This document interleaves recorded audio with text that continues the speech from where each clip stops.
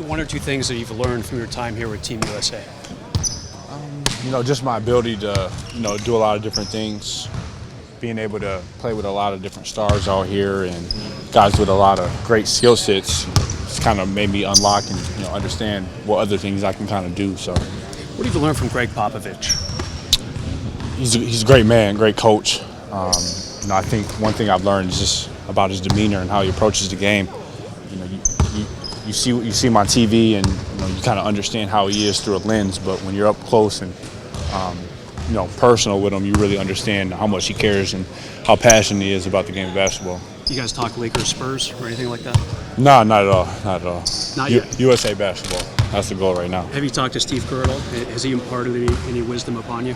For sure. Steve's the whole coaching staff. Not just Steve, not Pop, but everybody from them down. Everybody brings something to the table, and that's why they're here. And it's been a blast getting coached by everybody.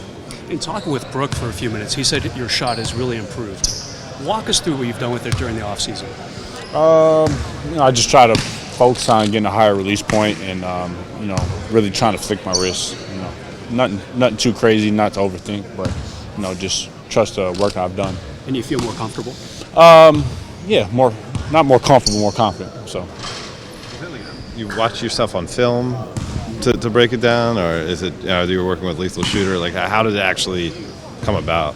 Not film. I didn't watch film for my jump shot just because I have an entirely new one. So I don't like to watch past things when I have a new type of deal going on. So it's all about just having that muscle memory and doing it every single time and trusting it. So. Do you ever find yourself shooting the old way, or is it you always on the new form now? Always on new form. I don't even think about it. So. LeBron and AD have both played USA. Did they give you any advice going into this? Not so much. Not so much. I mean, not really. When you were growing up watching the USA teams, Olympic and et cetera, which players stood out to you? Carmelo Anthony, that was one, obviously. Every time we played in the Olympics, it was kind of big time, always big time performances. But, guys like Dwayne Wade, attacking people on the defensive end, Kobe, when, those guys were getting after it for 2 straight Olympics. So, I would probably say those guys. Anything different today, Kuz, from yesterday for the team, what you guys worked on? Put into offense. That's one thing that we're doing. We got a lot of different sets and a lot of different type of offense initiations. So just learning the concepts and terminologies and finding pieces still. So. They give you guys any indication about just getting that final roster decision made? No. Nope. Wait, no, not yet. Yep, not yet. When you look at De'Aaron from year 1 to year 2, what was the biggest thing you noticed that was different about this game last season?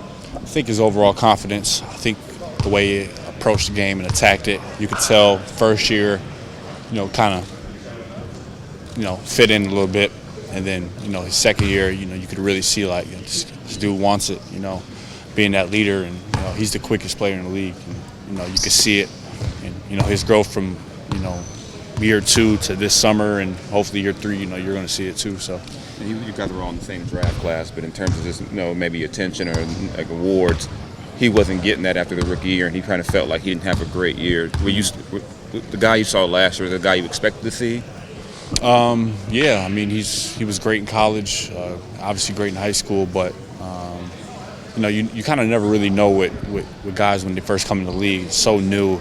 You could be an all-star in high school and college and flop in the NBA, but it's always about a process in a marathon, especially in the NBA with guys that come in super early. But you can see the growth from him and a lot of different other guys within my class or just dating back. So we're about 5 or 6 weeks away from training camp. How different is what you're putting your body through with USA compared to like a summer when you wouldn't be playing it? Is it the same level of taxing on your body, or is it more? It's more taxing. It's definitely more taxing because it's practice.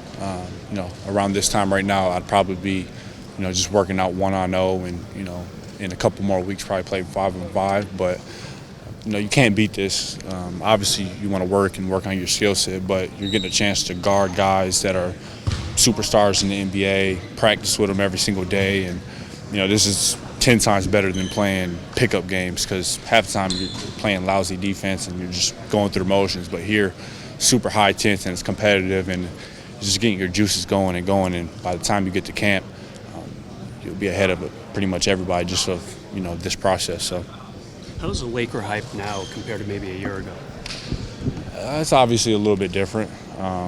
It was super exciting last year, obviously getting LeBron, but getting AD adds a new element of surprise and excitement to the fan base. And, you guys can see it around the city and Twitter and the social media world. So it's going to be super exciting. What are people saying to you about it? Same thing I just said, super exciting.